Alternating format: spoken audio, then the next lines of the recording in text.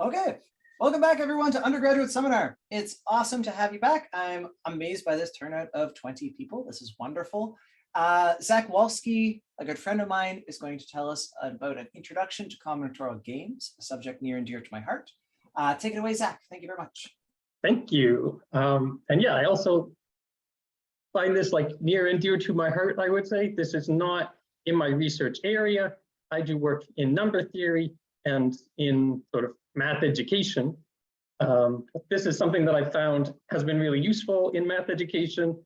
So once in a while I can throw in some number theory twists, and it's just fun. It's fun to play these games. Recording will be somewhere. I'm sure you can find it on Parker's YouTube page. You might be there right now. Slides will be linked on that research seminar page. So what am I going to do today? I want to define some games for you. We'll start with one basic game and then change it. That'll be the expansion part. And then analyzing the games. This will sort of mix in between. And now I realize, aha, I need to do a little thing so I can see all the chat and not just the pop-ups. Perfect. And yeah, so the slides, if you want to walk through them linearly, they might not exactly make sense. I'm going to jump to analyzing parts when we do certain types of analysis, and then back to games when we change the games in different ways. So my goals are show you a game. I almost didn't make that one if I got the timing wrong. So far, I think that'll be a success. I want to show you ways to modify it. These are ways that we found that are interesting and at least like simple enough that we can do some basic analysis. And then the basic analysis that we do with it. I'm going to share with you terminology. That's a hard thing to pick up from other places. And I think this will let you find other similar games and let you learn more about combinatorial game theory after today. I'm going to play the games that we are inventing. I do want you to contribute, like, tell me what games to play. When I tell you what modifications are allowed, you could say, hey, let's try this one, and then we'll try it, and we'll see what happens. And try to figure out who will win, given different things. And then I hope that you are going to take these games with you, that there'll be something that you find interesting, that you want to play it with other people, that you want to share, that you want to analyze and then share. And if you come up with some interesting things, tell me about it. And I hope you tell other people about it too. Here's our game. Uh-oh, my slides don't step. I should have realized. Let me pause and recompile and make them have slide effects, which is to say, I just want one point at a time, you know, to talk and like to keep focus. But I want to look at the whole page all at once when I'm editing and proofwriting.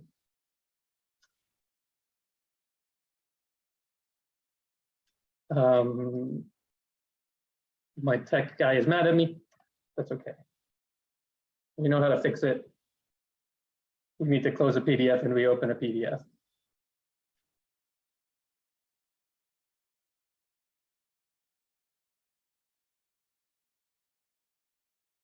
And then resize me. Okay.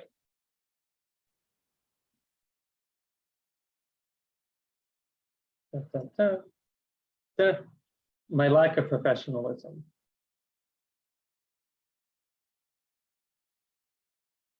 Hi. Okay.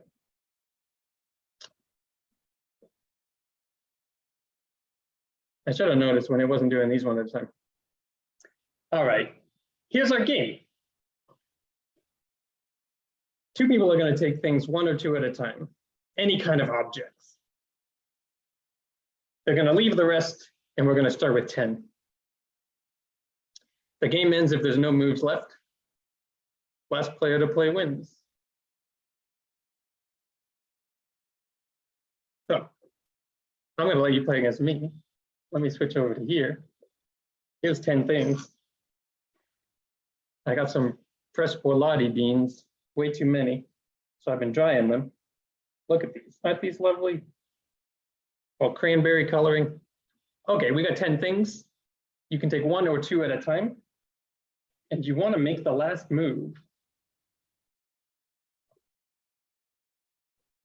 You want to go first? You want to go second? I can go first if you want. I'll just play against you. Hey, Eric says he likes a multiple of 3. Eric, do you want to make a first move?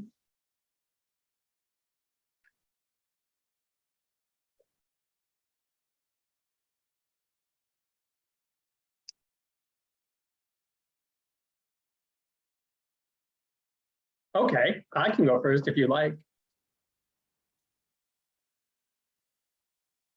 Sure, Zach, you go. Yeah, you go first. Okay, I'm going to take 1. These are gone now. We got 9 left. It's your turn. And if you want, I could, like, let's think about your options. Here you have 9. I just gave that to you from 10.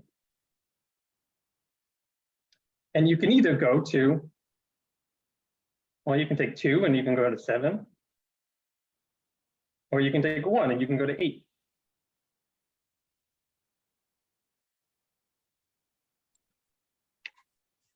You're trying to make sure that you can always move, which means you're trying to make the last legal move. And now, Jimmy is noticing now we lose no matter what. Why is that? Why do you think we lose no matter what from here?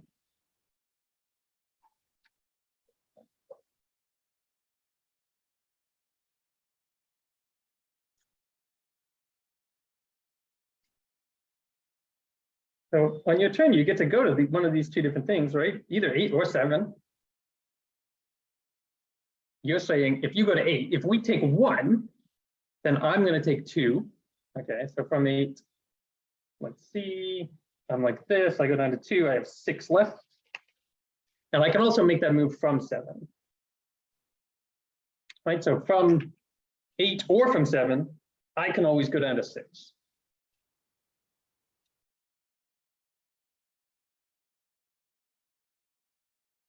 And maybe I'll put little lines in. I had 2 moves, or from whatever you gave me, I could go down to 6, no matter what. And then we can do the same thing, right? On your next 2 moves, you can go to 5 and 4, and then I'll go down to 3. And then on your next 2 moves, now you're really stuck. You either leave me with 2 or 1. I always leave you with 0, and the game ends.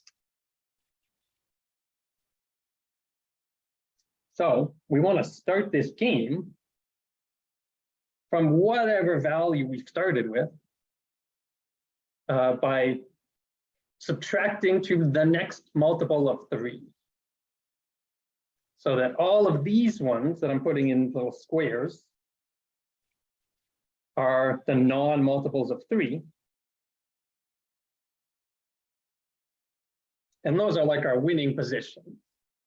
If we start with one of those, or if it's our turn and we're at one of those positions, then we can win. And our strategy will be go to the next lower multiple of 3, and then just do the opposite of what they do. We'll always be able to go down to the next multiple of 3. Once we land at 0, our opponent is stuck, we win. Okay, here's our basic game. And also, here is what I would call a game tree, where we are analyzing the possible moves for different people. There's a bit of a confusing thing of like, whose turn is it? Which move is it going to be? And this picture doesn't really tell us like whose turn it is, right? It says from a certain position, well, from 8, I can move to 6, which will let me win. From 8, I could also move to 7. We haven't drawn that in because it's not a good move. If someone goes on their turn from 8 to 7, we can go to 6, and now we are the player who is going to win. So what I've done is I've put boxes around, or I've put circles around the positions where we will lose if our opponent is playing perfect. And then I put boxes around the ones that can go to one of those spots. And now let's see where my oh, I put it back on the same PDF back. Okay. I wanted to know who has a strategy to get the last move, the first or the second player, and then I forgot to tell this part, let's play. There's going to be a lot of let's play. So we play, we find out some stuff. Okay. Let me jump ahead to this analyzing part because you did mention things about mod 3. When we are, excuse me? She didn't jump. Let me jump to this analyzing part.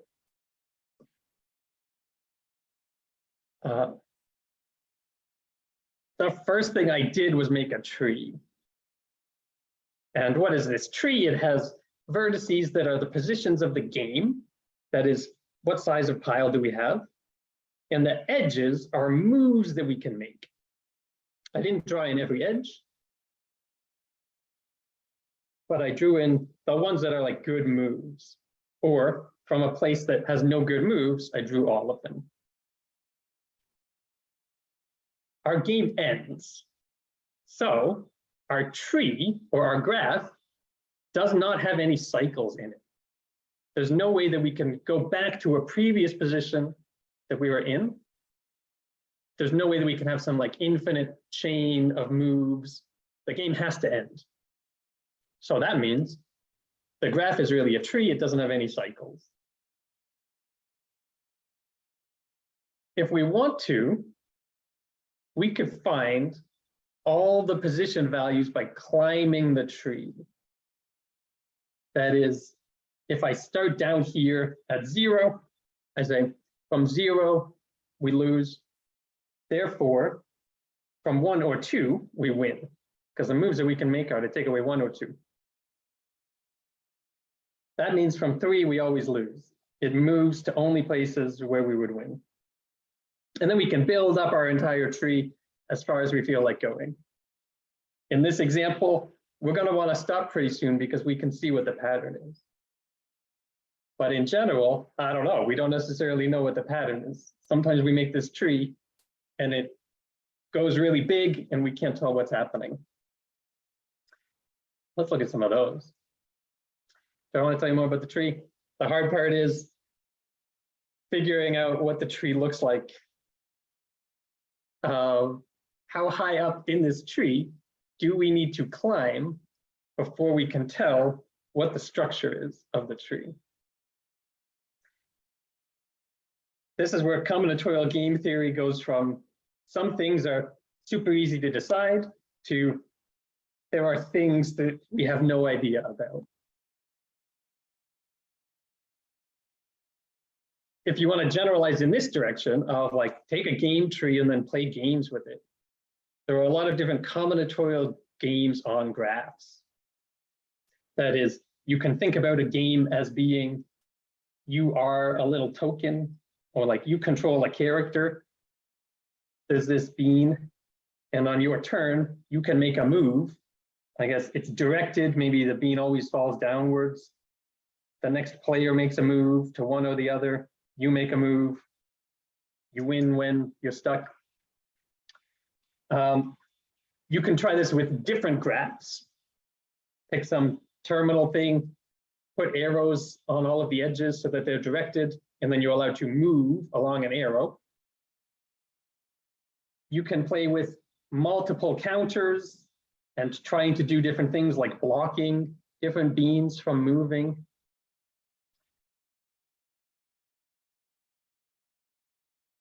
Where do I want to go with this? Oh, I did want to make a note. Okay, you can play games where you are taking apart the graph. So you start with a graph and then you remove smaller graphs from that. If you want, some examples are the caterpillar game. A caterpillar is a graph that kind of looks like a caterpillar. Let me draw you a little example. A caterpillar has a bunch of vertices that go in like the body of the caterpillar. And then any of these can have additional vertices coming off of them that are like the legs of the caterpillar. So I might have a graph like this.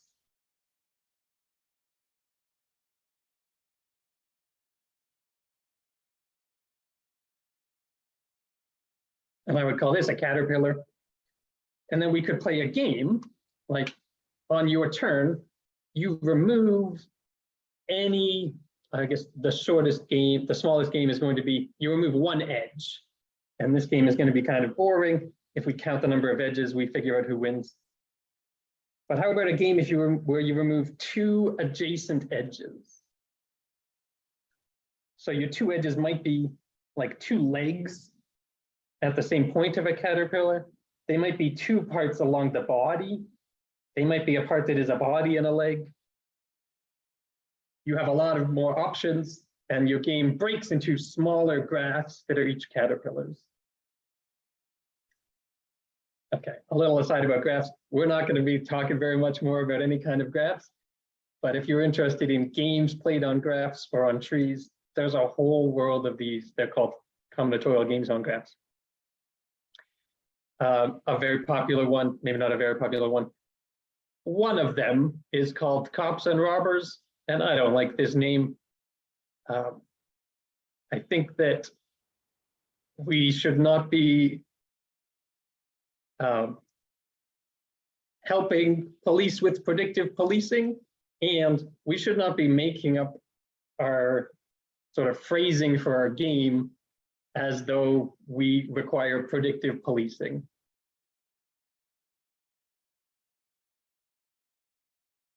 Okay, game tree stuff. There's a lot of things to do with graphs and trees. Modular stuff. When we play with just 1 and 2, the remainder, mod 3, tells us exactly, like, are we going to win or lose from here? Something else very similar happens with 1 or 2 or 3. I'm sure you can imagine it. If you would like, you can draw the game tree yourself. If you're thinking about the remainders, you can figure out, okay, what is the next multiple down that I can always guarantee that we can go to for whatever my opponent does. My opponent will take 1 or 2 or 3. I want to be able to reply with 1 or 2 or 3 and move to something that has the same multiples.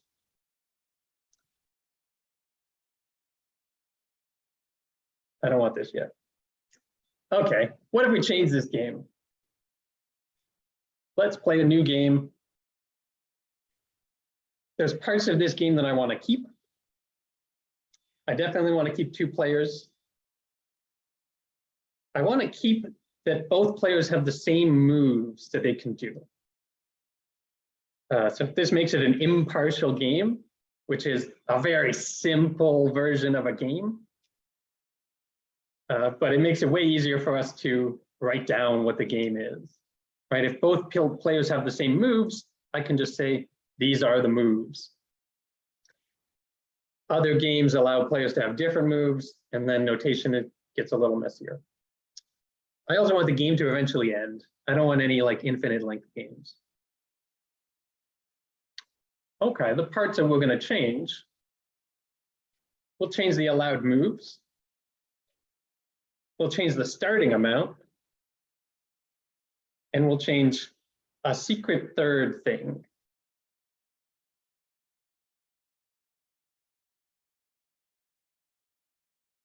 There's a different change that we're not going to use, but you'll probably read about if you are looking more into combinatorial games.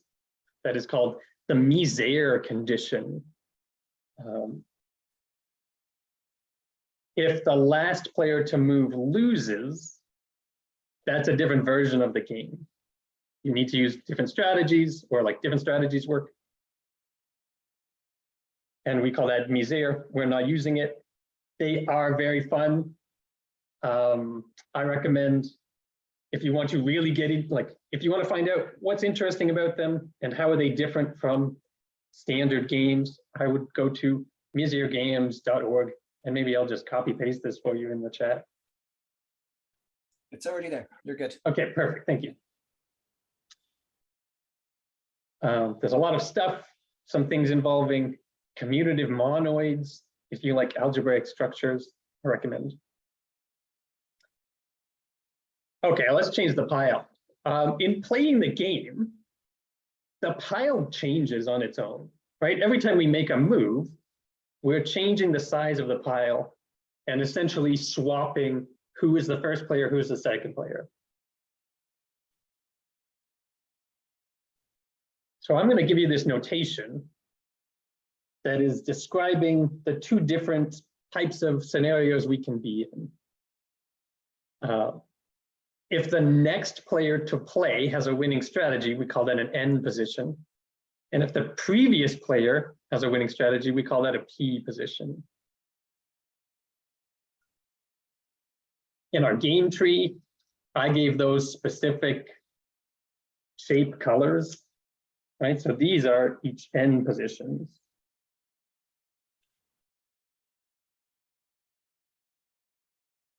All of these ones.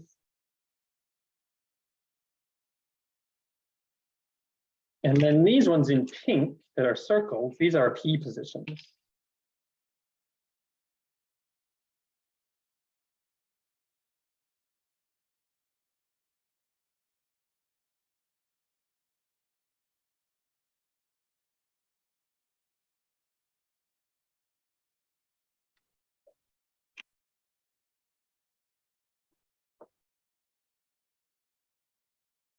Now, our moves always go down, right? We're always taking away one or two. So from an N position, I've only drawn a move to a single P position. I didn't draw in the sort of bad moves. You can go from 7 to 5 or from 8 to 7. So you can see from the N positions, we can always get to one of these smaller P positions. But P positions, every possible move goes to an N position. And this lets us sort of split the whole game up into who is going to win, the next player or the previous player, kind of recursively, very much recursively. We know if there's none left, if there are exactly 0, then the previous player has won. So we build on how can we get down to 0? Those are clearly all N positions. And then what's the next smallest number that we haven't written down yet? Whatever it is, it's a P position. All of its moves go to smaller things that are N positions. Let me give you what I hope is like the only theorem. And I should be like advancing myself. I'm pretty much guessing that I want to go do another thing, but I should wait until I tell myself, let's go do another thing. Okay. I hope this is the only theorem that I talk about, and it is a number, a position is in P if every possible move lands in N. And a position is in N if some possible move lands in P.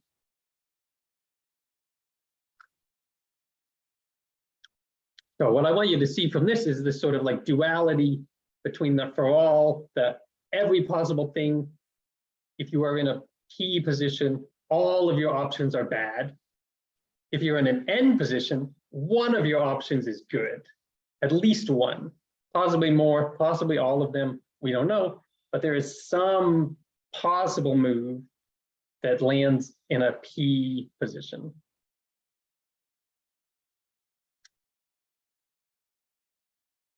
Okay. So changing the pile without otherwise changing the moves is not particularly interesting. If I just let you have 1 and 2, or 1, 2, and 3, then your tree will look very similar. Let me go back and try to answer this question. Next means current. Yes, yes. So I guess before you've made a move, you are the next player. If you're if it's currently your turn, you're the next player.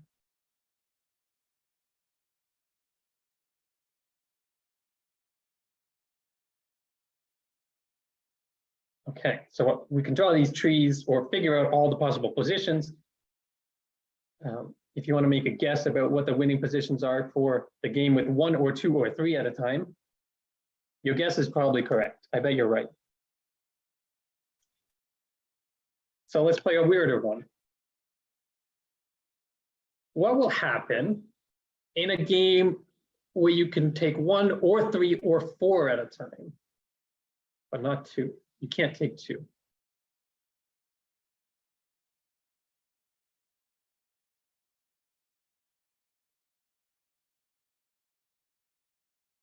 I don't know, let's play.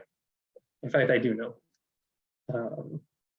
But if you have a guess, I would guess that your guess is probably not correct. If you have a guess for 1, 2, 3, I bet you're right. If you have a guess for 1, 3, 4, and you've never seen this game before, I don't think you're right. But let's see what happens. Does anyone want to play? And do you want to go first? Do you want to go second? We can start at 10. Okay, I guess that there's some kind of mod, there's some congruence involved. That's a good guess. Mod 2 and mod 5, okay. We can try to figure out. I guess here's why I think it's hard to tell. If someone just told me what the moves were, I would not be able to figure out right away what the mod was. I don't have a function that does that. I literally would have to go through and build the tree. So let's do that. We can take 1 or 3 or 4 at a time. I have 10 here. Maybe we'll start with 10. Does anyone want to go first, or do you want to make me go first? I'll do the game with, I'll put it in green, right? 1 or 3 or 4. Go from 10 to 7, okay.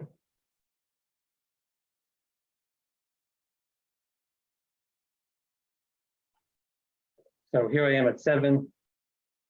I guess I'm going to move to 6.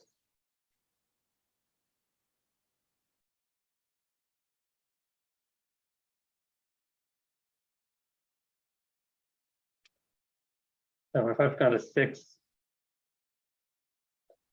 Eric wants to go to 2. Uh-oh. I feel like I'm in trouble because from 2, I don't really have very many options, right? I can only take 1. And then you're going to take 1 and then I lose.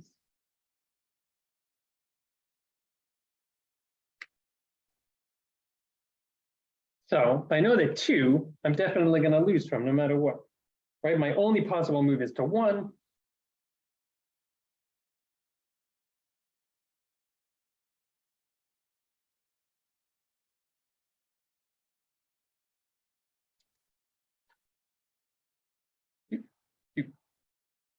And then from 1, the only move is 0. That's all you can do, so you win. And you went from 6 down to 2. This is pretty good. So 6 must be a winning position. Maybe I made a mistake here with 7. Let's go back up to 7 and let me try to replay. Okay, from 7, I can go to 6, fine. Maybe I should have gone to 3 or 4.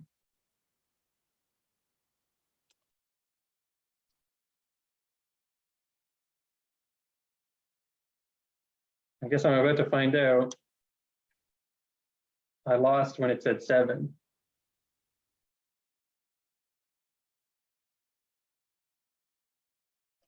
So as soon as Eric gave me 7, that was it. 7 loses.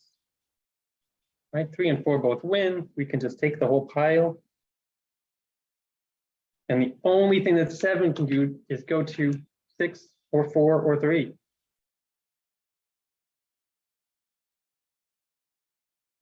So it loses. It's a P position. Okay. So, I mean, this does tell us like 10. 10 is an N position. I'm going to put it, I guess, right here. Because 10 can go to 7.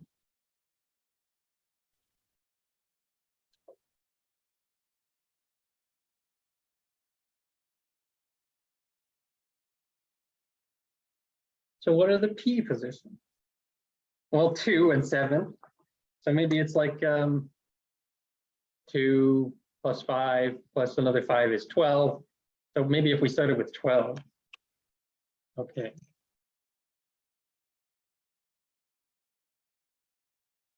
So now I have 12, and I think, can I definitely win? I'll make you go first. You go first. I'm going to play second. Conjecturally, 12 is a P position. So I should be able to win.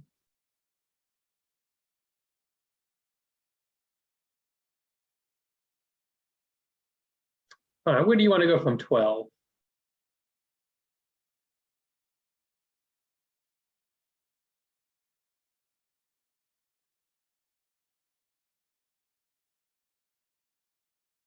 Currently, we can't see even any of them possible move states, right?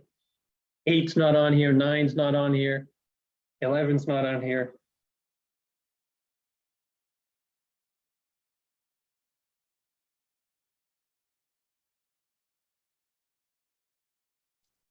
And from 12, you want to go to 9.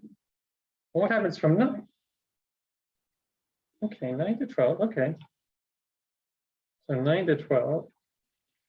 Oh, sorry, 12 to 9. Here we are at 9. What can I do from 9? I'm going to figure it out.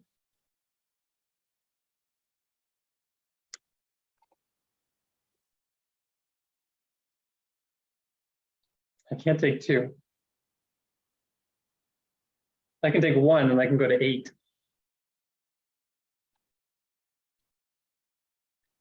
Or I can take 3 and go to 6. That's not a good move. Or I can take 4 and go to 5. That's 5.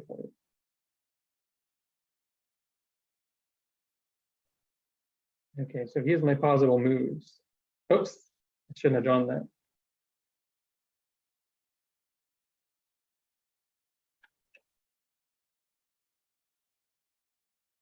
Eight can go to 7, and 5 can go to 2. So that's a winning position, or an end position. Right, if you're left with 5, you can win. If you're left with 8, you can win. Or if I'm left with 9, I'm going to lose.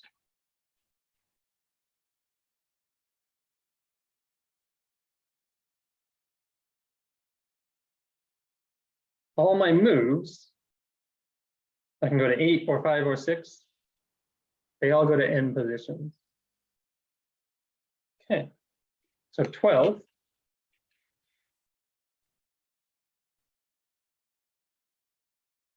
Twelve has a remainder of 5 when we divide by 7. So does 5, I guess. Maybe I should have checked 5. But 12 is a place where, or 12 is an end position, right? You can win from 12, go to 9.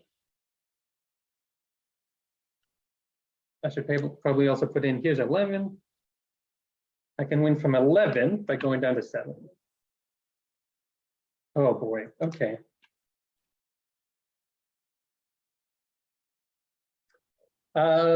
Geez, so we can keep making this tree.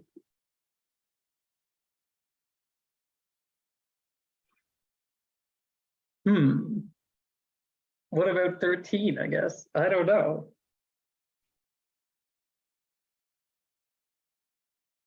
So now at least I have like, okay, let me put a little table. N positions, wrong color, P positions, N position.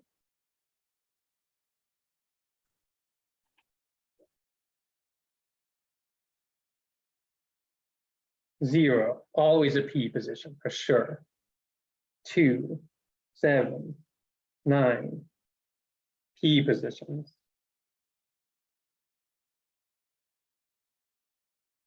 Does the graph above 7 look like the graph above 0? Great question. Let's find out. Let me write some of these ones in. 1, 3, 4, 5, 6, 8, 10, 11, 12. Okay, about this graph. Let's just try to draw it, maybe not so stretched out. So the question is, does the graph part, does it above 0, does like this little chunk of the graph between 0 and 7, does it look the same as the graph above a 7? That is, if we add 7 to everything, we get this kind of matchup, right? And going from 0 to 7, we added 7. Going from 3 to 10, 4 to 11, 1 to 8, 2 to 9. So I guess there's like two things above here. Okay, 12 is above 5. Cool. Could have drawn that over there. Oh, and 13, right? 13 can go down to 9. So I should have maybe put the 12 over here, and here make it a 13. And now what? The 14 should be a P position? Is that right? Yeah, it does kind of look like a copy.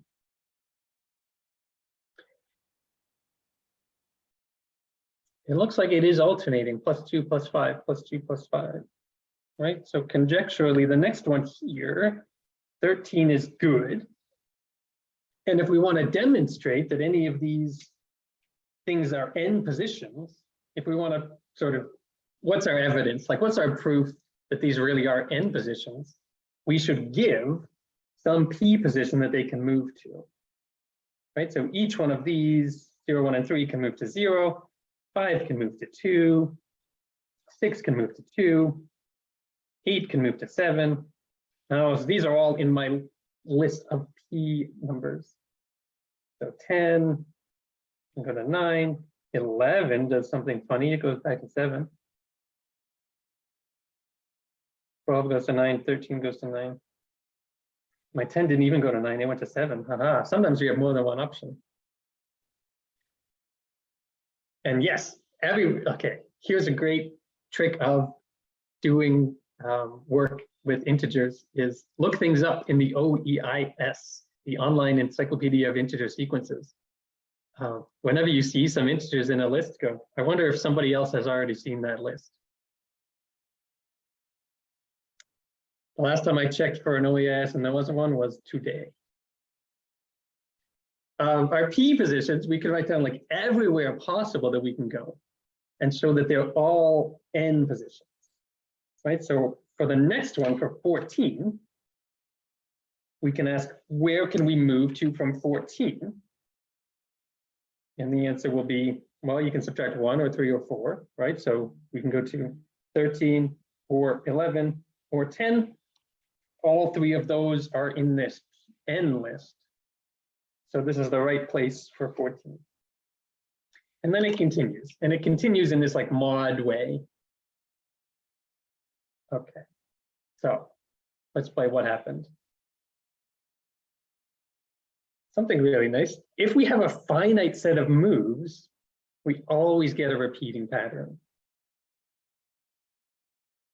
Like a finite set of moves means there's a biggest move. So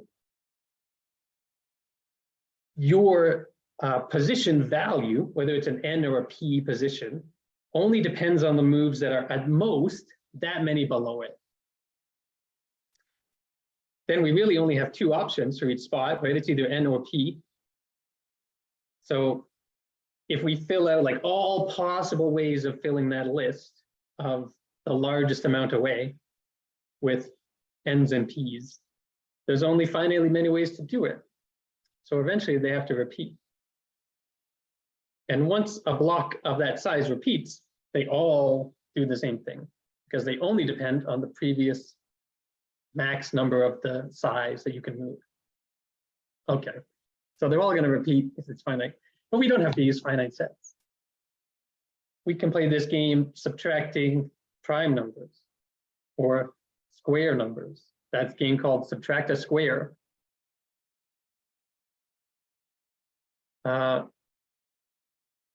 I guess one of my purposes is I tell you about stuff and you know the names of the things. Now you can go look up Subtract a Square. What's it all about? Turns out it has its own Wikipedia page. People like this game. a little bit about the analysis on the mod parts. If it's repeating, then what we're saying is we can split up the remainders, mod n, into two different sets. Sets of numbers that are n positions and sets of numbers that are p positions. And the moves between n and p have to satisfy that one theorem. Everything from a p position goes to an n position. Something from an n position goes to a p position. If we can sort of partition the things mod n to match with our set, then we've shown that this is a possible periodic sequence. Sometimes our games are eventually periodic. That is, the low values near the boundary don't quite match up with the pattern. This turns out to be, in some stages, like just very simple to get rid of. In other things, fundamentally a problem that we do not understand. We have these sequences and they seem to not be repeating. But we hope that they repeat eventually. How far do we need to check? Where should we go to find this periodic part that we believe exists? Turns out to be very hard. I'll show you where. The third modification I want to be able to make to these games is changing from just having one pile to piles. So we can take one or two at a time. But now we can leave or break the remainder of that pile. And breaking means we want to separate into two different piles. And then on each move, we only make a move within one pile. The game ends when nobody can move. So usually that will mean like all the piles are gone. But sometimes it will mean we end up with like piles of size 1 and we're not allowed to take 1.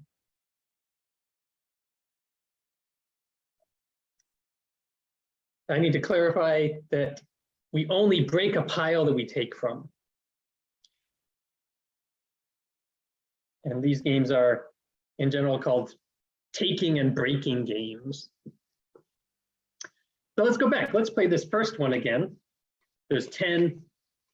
We can now take or break.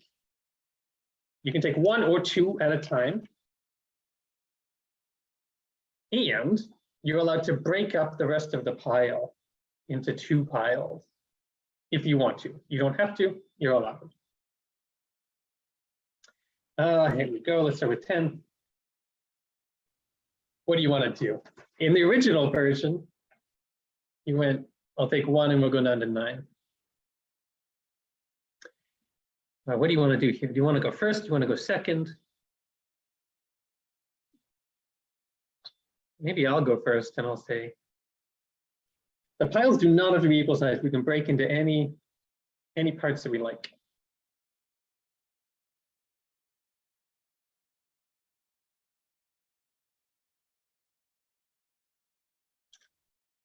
So if you take the last one in a pile, that's fine. The pile's gone.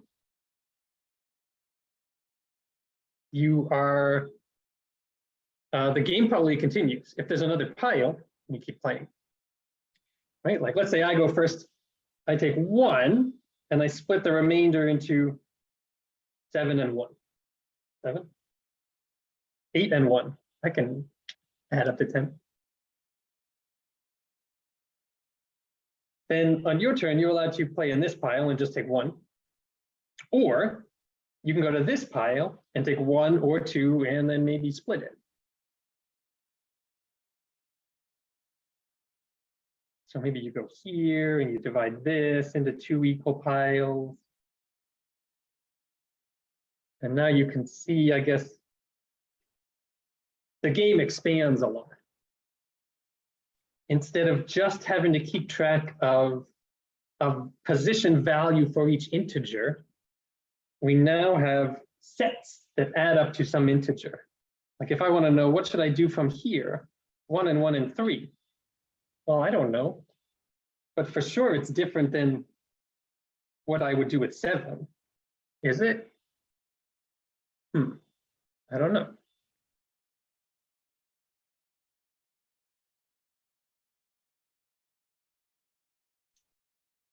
I bet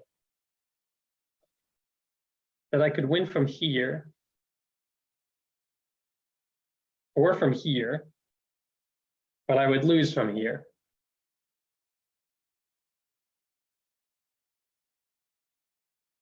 If we do have piles of equal size, this will be a P position.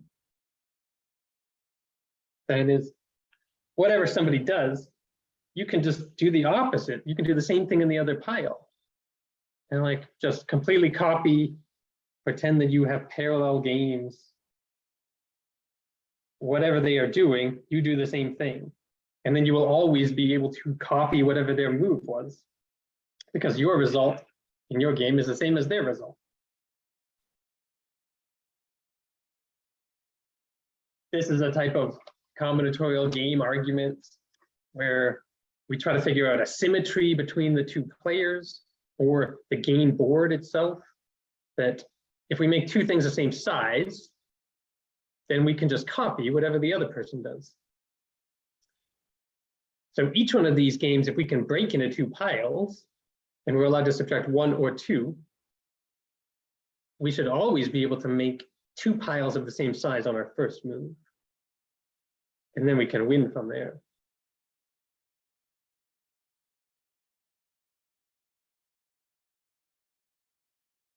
Okay, a couple of other strategies related to this breaking.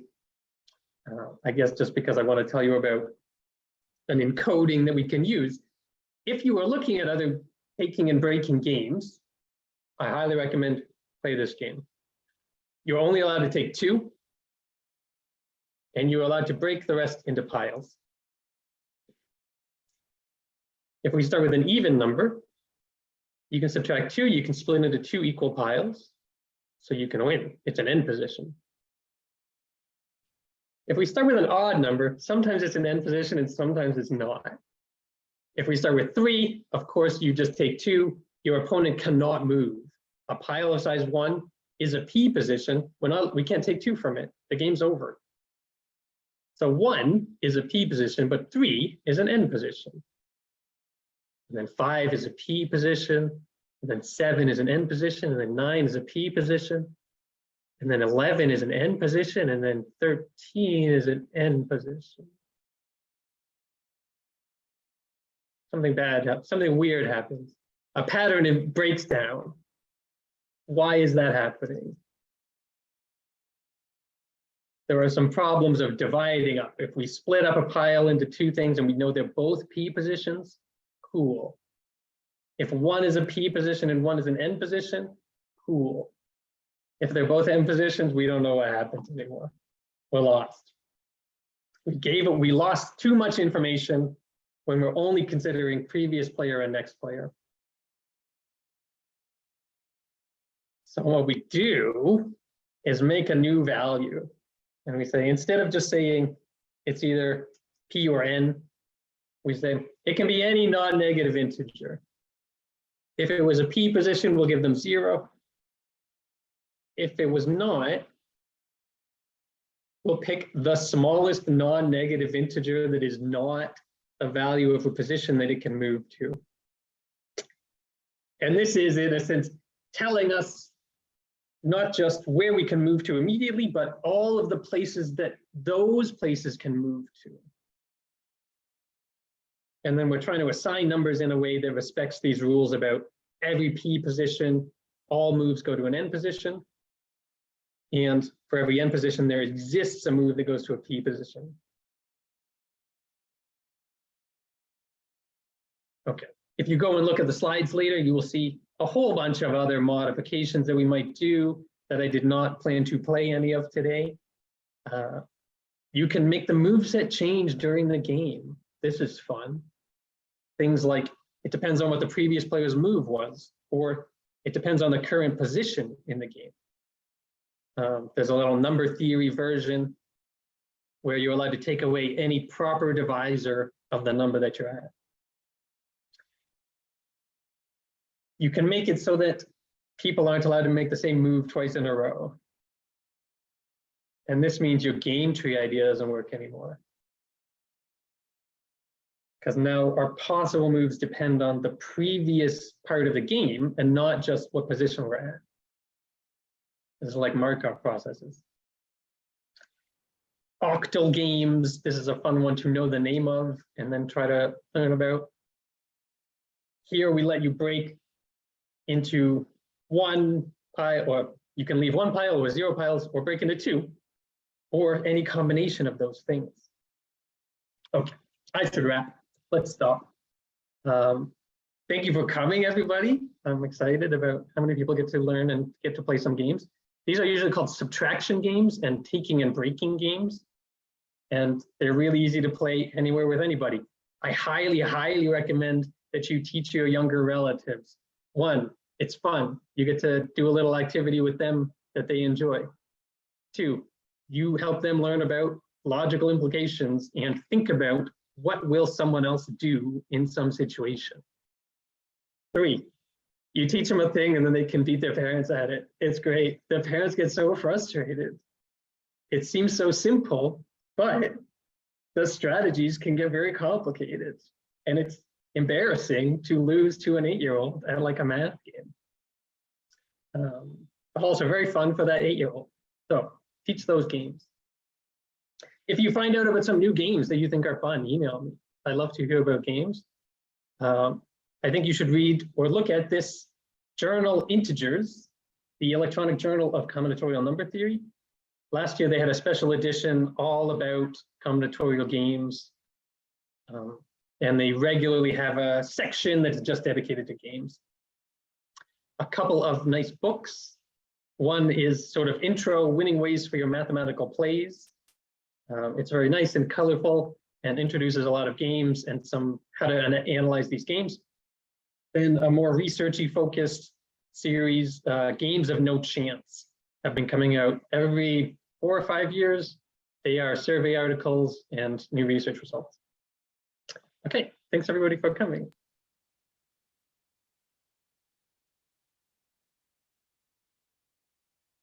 I'm happy to answer a bunch more questions, talk about other things. Let me know. We have a feedback form that I'm going to send out before questions. So I'm going to put that in the chat now. And we'll just take 2 minutes, fill that out so we can give some feedback to our speaker. It also lets you sign up for snacks for the in-person ones. So super important. So take 2 minutes and then we'll resume with some questions for Zack if he's still got time.